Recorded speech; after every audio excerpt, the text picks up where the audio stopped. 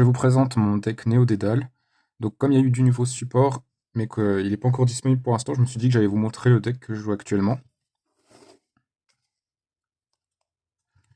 Donc voilà, je joue deux Seigneur Dragon Néo Dédale. Alors vous allez dire que c'est peut-être trop, mais au final, Dragon Lévia est assez simple et rapide à invoquer dans le deck grâce au support que j'ai mis. Donc deux, ça peut passer, mais voilà, vous pouvez en mettre qu'un comme vous voulez, mais voilà, comme c'est le boss du deck, je trouve que c'est bien d'essayer de l'invoquer plusieurs fois pour raser le terrain. Donc 3 dragons néo-dédales, hein, le vrai boss du deck, celui que vous invoquerez le plus souvent. Il y a pas mal d'Omi sur le terrain, dans le deck je veux dire, donc normalement il ne devrait pas y avoir de problème pour l'invoquer ou activer ses effets. Un petit Codarus parce que son effet est sympa et que pareil, il est niveau 4 et on arrive à avoir Omi assez rapidement dans le deck. Donc ensuite, 3 Trémorragia de glace. Ça c'est pour les invoques spé, vu que Néo-Dédale est niveau 7. Ça nous évite de faire les sacrifices, on peut l'invoquer directement en la défaussant. Donc, pour la compléter, je joue une méduse électrique, mais vous pouvez même en jouer 3 ou 2, voilà, histoire d'augmenter vos chances de faire des invocations spé.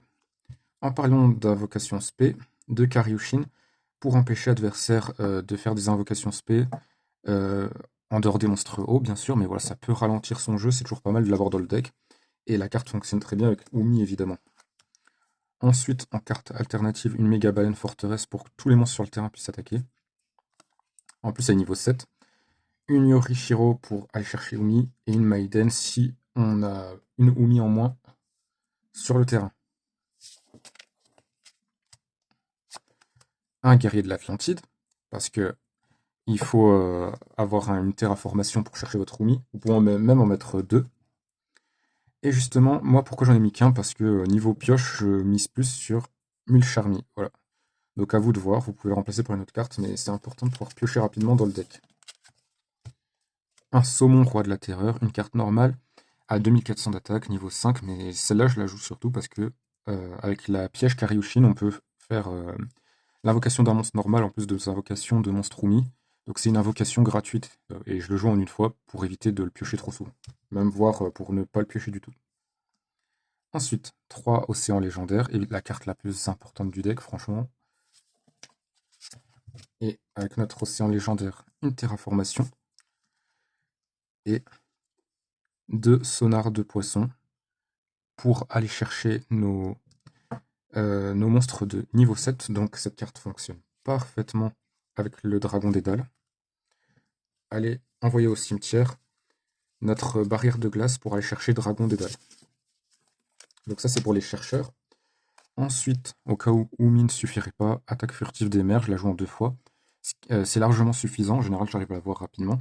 Ce qui rend cette carte vraiment bien, c'est surtout le fait qu'elle soit infinie. Donc une fois qu'elle est sur le terrain, elle reste. Et ça c'est vraiment important pour toujours s'assurer d'avoir un Umi sur le terrain. Et puis ses effets sont plutôt sympas.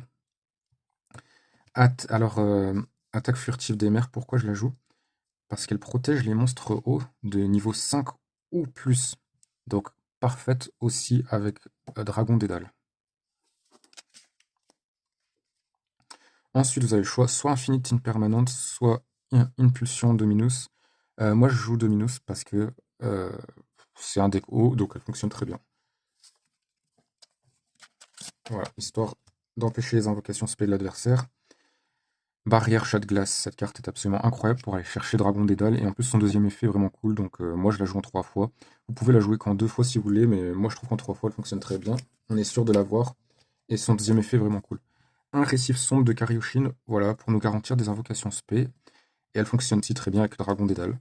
Je la joue qu'en une fois parce que bon après ça reste un piège, donc un peu trop lente, mais un excellent piège quand même.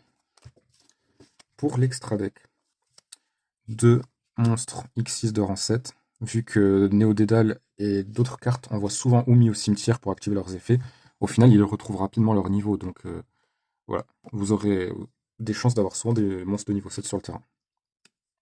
Un Silent Honor Shark et Chevalier Nash, voilà, histoire de bloquer l'adversaire ou de lui piquer ses monstres. Un Steve Kragen et Steve Kragen Pawn parce que c'est un deck haut et que ces cartes font partie des meilleures cartes extra deck haut. 2 boss, au cas où. Je les ai surtout mis parce que c'est des serpents de mer, vous pouvez les remplacer par autre chose si vous voulez. et un Zeus. Forcément, avec toutes les Xyz, on ne peut pas l'éviter. Un Link, une Eria et une Anémone, voilà, pour aller chercher carte du cimetière et faire des invocations supplémentaires, voilà. Sirène Mur. Et alors ces deux cartes, c'est surtout pour augmenter les points d'attaque des monstres et aussi les protéger des effets. On ne sait jamais, ça peut, si vous avez un terrain intéressant, ça peut vous le protéger. Et enfin, Mister Boy, pareil, pour augmenter l'attaque.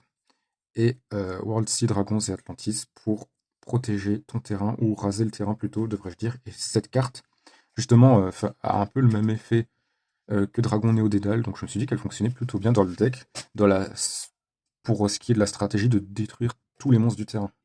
Voilà, c'était tout pour le deck. En attendant d'avoir le nouveau support, j'espère que t'as aimé. Et moi je te dis salut!